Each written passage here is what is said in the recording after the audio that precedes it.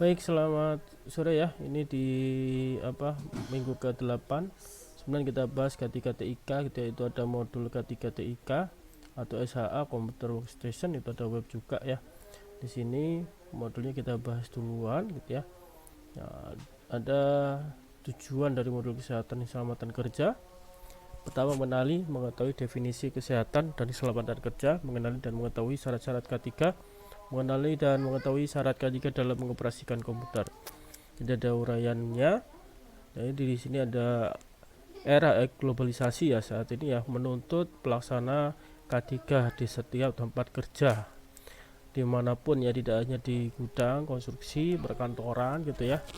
Sehingga kita perlu mengembangkan, meningkatkan K3 di sektor perkantoran dalam rangka menekan serendah mungkin resiko kecelakaan dan penyakit yang timbul akibat hubungan kerja, serta meningkatkan produktivitas dan efisiensi. Dalam pelaksanaan pekerjaan sehari-hari, karyawan bekerja ini di perkantoran ya akan terpapar gitu ya, dengan risiko bahaya di tempat kerjanya. Risiko ini bervariasi mulai dari yang paling ringan hingga yang paling berat, tergantung dari jenis pekerjaannya. Ini contoh ada penelitian ya. Di kantor itu ada ini studi ya mengenai bangunan kantor modern di Singapura. Dilaporkan bahwa 312 responden ditemukan 33% mengalami gejala building syndrome atau SBS. Kemudian keluhan mereka umumnya cepat lelah 45%, hidung mampet 40%, sakit kepala 46%, kulit kemerahan 16%, tenggorokan kering 43%, iritasi mata 37%, kemudian lemah ya 31%. Nah, dari kelihatan dari keluhan-keluhan ini ya, misalkan cepat lelah ya karena orang bosan gitu ya di dalam kantor atau di dalam gedung gitu ya, atau cepat lelah karena kerjanya monoton gitu. Hidung mampet, nah ini bisa jadi flu gitu ya, flu karena kalau di ruangan ber AC ya di kantor itu ya, virus influenza itu cepat tersebar. Kemudian sakit kepala ya termasuk tadi gara-gara atau terdampak karena penyakit flu gitu ya, itu juga bisa karena stres gitu ya. Kemudian ada kulit kemerahan. Nah, ini juga bisa karena kulitnya kering gitu ya atau alergi gitu. Kemudian tenggorokan kering gitu ya. Nah, ini kurang minum ya, itu bisa jadi ya, atau karena ruangan ber AC gitu ya. Termasuk iritasi mata, ini biasanya terlalu lelah gitu ya matanya gitu ya, hingga lemah, ini seperti cepat lelah tadi gitu ya. Dan dalam Undang-Undang Nomor 23 Tahun 1992 tentang kesehatan, pasal 23 mengenai kesehatan kerja disebutkan bahwa upaya kesehatan kerja wajib diselenggarakan pada setiap tempat kerja, khususnya tempat kerja yang mempunyai resiko bahaya kesehatan yang besar bagi pekerja, agar dapat bekerja secara sehat tanpa membahayakan diri sendiri dan masyarakat sekelilingnya. Untuk memperoleh produktivitas kerja yang optimal gitu ya, sejalan dengan program perlindungan tenaga kerja. Dan ketiga, merupakan suatu pemikiran dan upaya untuk menjamin kebutuhan dan kesempurnaan baik jasmani maupun rohani. Dengan K3, maka para pihak diharapkan tenaga kerja ya dapat melakukan pekerjaan dengan aman, nyaman, serta mencapai ketahanan fisik, daya kerja, dan tingkat kesehatan yang tinggi. Pada modul ini ya dijelaskan mengenai apa itu K3, syarat K3 ya, dan termasuk syarat K3 dalam mengoperasikan komputer. Yang pertama, mengenali dan mengetahui definisi kesehatan dan keselamatan kerja. Ketiga, ini difilosofikan sebagai suatu pemikiran dan upaya untuk menjamin keutuhan dan kesempurnaan baik jasmani maupun rohani tentang kerja mau pada khususnya dan manusia pada umumnya, dan hasil karya dan budaya menuju masyarakat makmur dan sejahtera. Sedangkan pengertian secara keilmuan adalah suatu ilmu pengetahuan dan penerapannya dalam usaha mencegah kemungkinan terjadinya kecelakaan dan penyakit akibat kerja. Kemudian ketiga, tidak dapat dipisahkan dengan proses produksi baik jasa maupun industri gitu ya. Nah, ini mempengaruhi ya hasil produksi atau produktivitasnya. Dan ketiga adalah suatu kondisi dalam pekerjaan yang sehat dan aman, baik itu bagi perusahaannya maupun bagi masyarakat lingkungan sekitar, pabrik, tempat kerja, ataupun dari pergudangan, kantor gitu ya. Dan ketiga ini juga merupakan suatu usaha untuk mencegah setiap perbuatan atau kondisi tidak selamat yang dapat mengakibatkan kecelakaan. Di Indonesia sendiri ya, pada undang-undang yang mengatur mengenai K3, yaitu Yang ketiga yaitu Undang-Undang Nomor 1 Tahun 1970 tentang Keselamatan Kerja dan Undang-Undang Nomor 23 Tahun 1992 tentang Kesehatan. Undang-Undang Nomor 1 Tahun 1970 tentang Keselamatan Kerja ini mengatur dengan jelas tentang kewajiban pemimpin perusahaan tempat kerja dan bekerja dalam melaksanakan keselamatan kerja. Dan Undang-Undang Nomor 23 Tahun 92 tentang Kesehatan, undang-undang ini menyatakan bahwa secara khusus perusahaan berkewajiban memeriksakan kesehatan badan, kondisi mental dan kemampuan fisik pekerja yang baru maupun yang akan dipindahkan ke tempat kerja baru sesuai dengan sifat-sifat pekerjaan yang diberikan kepada pekerja serta pemeriksaan kesehatan secara berkala. Baliknya, para pekerja juga berkewajiban memakai alat pelindung diri atau APD yang kemarin sudah sempat kita bahas dengan tepat dan benar serta mematuhi semua aturan keselamatan dan kesehatan kerja yang diwajibkan. Dan ada Undang-Undang Nomor 23 Tahun 92 Pasal 23 tentang kesehatan kerja yang juga menekankan pentingnya kesehatan kerja agar setiap pekerja dapat bekerja secara sehat tanpa membahayakan diri sendiri dan masyarakat sekelilingnya, hingga diperoleh produktivitas kerja yang optimal. Karena itu, kesehatan kerja meliputi pelayanan kesehatan kerja, pencegahan penyakit akibat kerja, dan syarat kesehatan kerja. Dan ada mengenali dan mengetahui syarat-syarat kesehatan keselamatan kerja. Ini ada di tertuang dalam Undang-Undang Nomor 1 Tahun 1970 tentang Keselamatan Kerja pasal 3.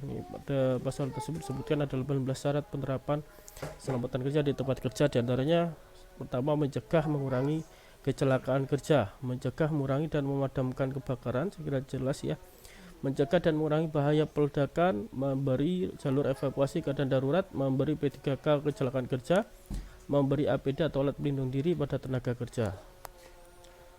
Nah, lanjut, ini ada mencegah dan mengendalikan timbulnya penyebaran suhu, kelembapan, debu, kotoran, asap, uap, gas, radiasi, kebisingan dan getaran jadi dari dampak sebuah produksi ataupun pabrik yang memproduksi suatu benda atau kegiatan apapun Kemudian mencegah mengendalikan penyakit akibat kerja, PHK dan keracunan, kemudian penerangan yang cukup dan sesuai, suhu kelembapan udara yang baik, menyediakan ventilasi yang cukup, memelihara kebersihan, kesehatan dan ketertiban, keserasian tenaga kerja, peralatan, lingkungan, cara dan proses bekerja, mengamankan dan memperlancar pengangkutan manusia, binatang, tanaman dan barang, mengamankan dan memelihara segala jenis bangunan, mengamankan dan memperlancar bongkar muat, perlakuan dan penyimpanan barang, kemudian mencegah terkena aliran listrik berbahaya, dan menyesuaikan dan menyempurnakan keselamatan pekerjaan yang risikonya bertambah tinggi,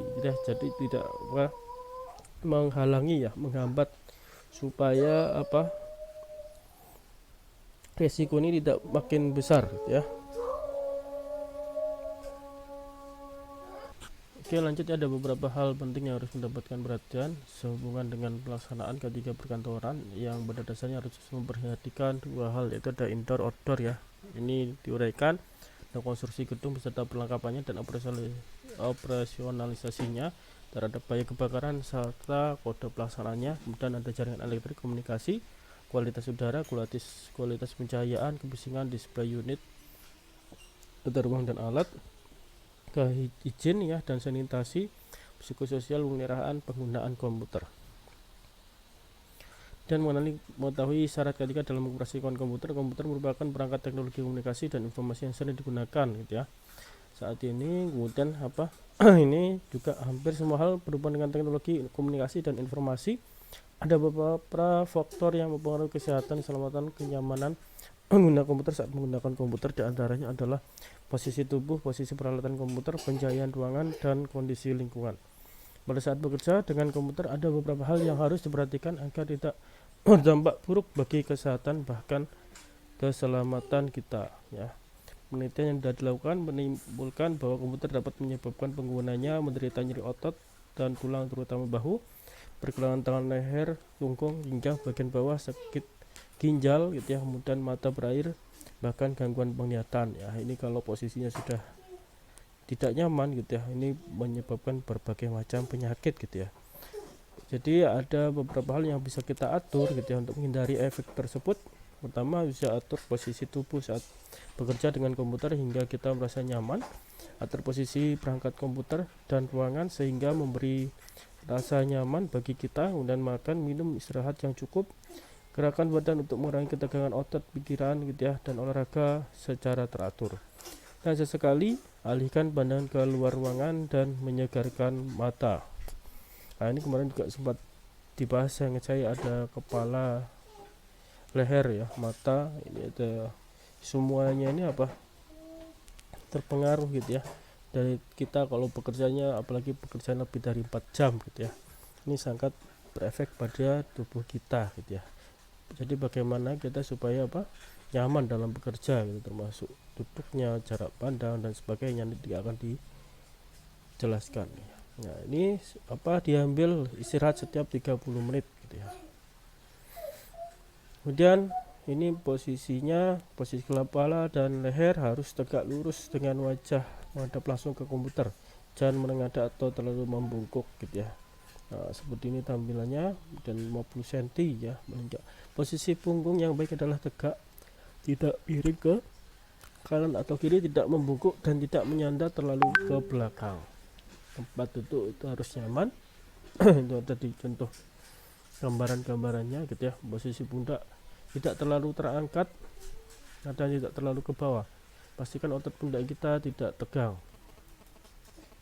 Posisi lengan dan siku baik adalah bila kita dapat mengetik dan menggunakan mouse dengan nyaman. Jangan meletakkan mouse atau keyboard sejajar dengan tempat duduk kita ya. Adapun posisi lengan yang baik adalah bila tangan berada di samping badan dan siku membentuk sudut tidak kurang dari 90 derajat. Dan posisi kaki harus bebas, jangan bersentuhan dengan CPU apalagi perangkat listrik ya. Kaki harus diluruskan sesekali agar aliran darah lancar. Apabila kaki posisi bersilah ya, maka harus sering diluruskan ya. Ini untuk mengalirkan peredaran darah agar lancar gitu ya. Selain itu perlu pula diperhatikan untuk mengatur posisi komputer, baik monitor, keyboard, mouse, meja dan kursi. Mana posisi monitor harus diletakkan di tempat yang tidak memantulkan cahaya lain. Dan kalau memantulkan berarti silau, nggak bisa kelihatan tulisannya gitu ya. Letakkan monitor lebih rendah dari garis horizontal mata ya, lebih rendah. Atur cahaya monitor, kontras atau brightness agar tidak terlalu gelap dan terang. Tidak perih di mata ya, agar tidak perih di mata. Kemudian sering-seringlah mengedipkan mata minimal 5 detik setiap 10 menit. Bila mata terasa lelah, pijatlah mata secara perlahan dan alihkan pandangan Anda ke tempat lain ya. Posisi keyboard, letakkan keyboard di tempat yang mudah dijangkau, jangan terlalu jauh dan terlalu dekat ya. Jangan sampai posisi keyboard membuat Anda harus membungkuk atau menengadah. Dan posisi mouse sama seperti keyboard, posisi mouse jangan terlalu jauh dan terlalu dekat. Usahakan posisi mouse dan keyboardnya sejajar. Dan posisi meja kursi ini harus berada dalam posisi yang membuat kita nyaman agar tidak membuat otot kita tegang atau lelah. Kursi usahakan punya pusat dan punya sandaran tinggi. Tinggi meja yang baik adalah 55-75 cm. Dan pengaturan monitor untuk mengurangi keluhan mata gitu ya, jadi hal yang penting. Seperti letak monitor ini sedemikian rupa di ruangan yang tidak ada cahaya memantul dengan layar komputer. Ini sama ya, letak monitor sejajar ya, tidak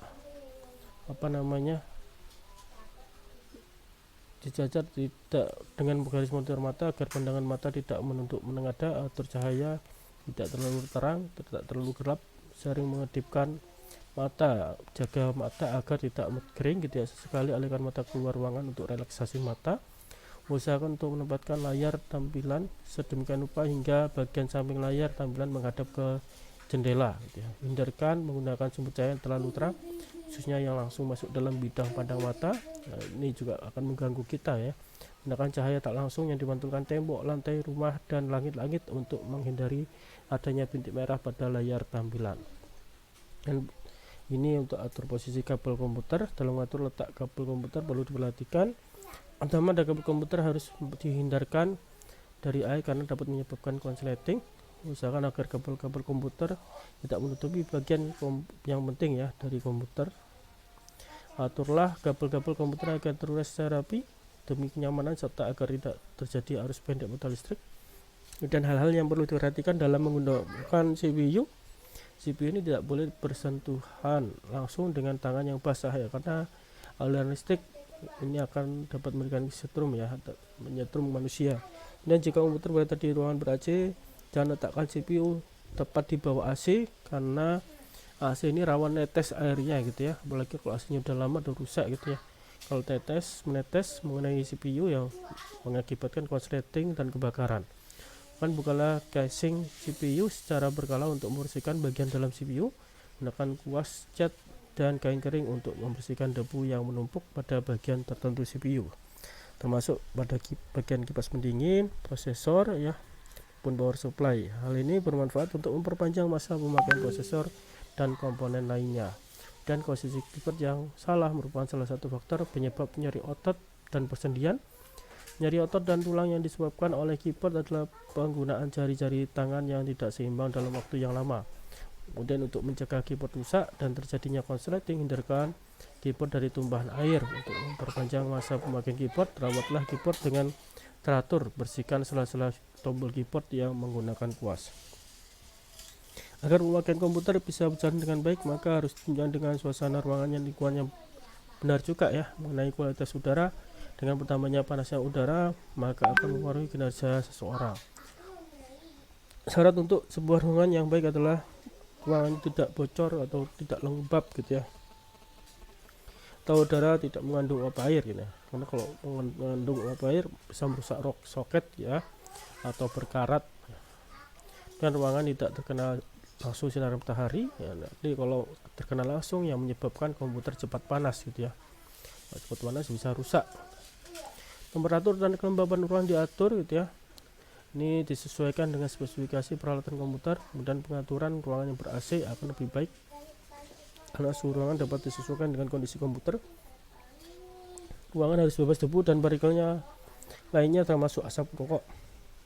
Ruangan harus selalu bersih dan sejuk. Debu dan asap rokok akan berakibat secepatnya komponen-komponen jadi kotor.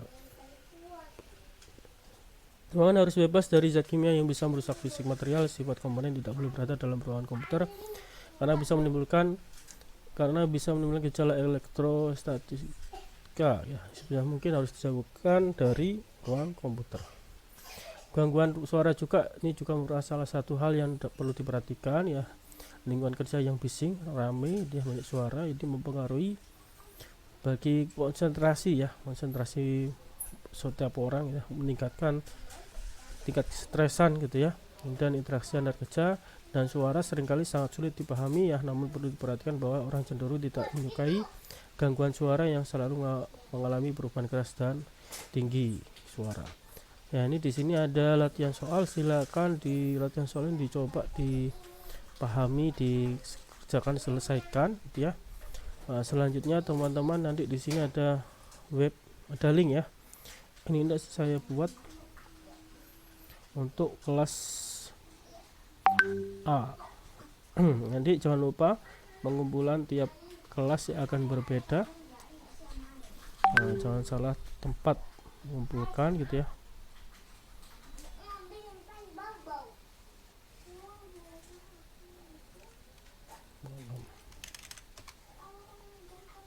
Ini biasa tanggalnya 1 minggu ya. Pengumpulan selama 1 minggu, jangan lupa.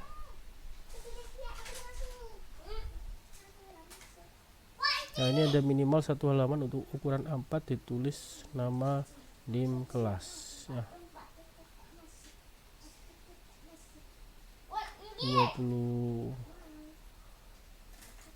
27.00 berarti tanggal 26 terakhir malam ya. 26 malam nanti silakan diupload. Nah, di situ ada web. Di sini silakan nanti direview ya. Dipahami, dibaca. Di sini isinya apa saja kita tentang workstation. Ada standar, kemudian ada bahaya, solusinya gitu ya. Tambah ada sumber tambahannya yang perlu dipahami, nanti silakan dibuat papernya dan dikumpulkan. Oke, mungkin itu aja ya dari saya. Sekian, selamat sore.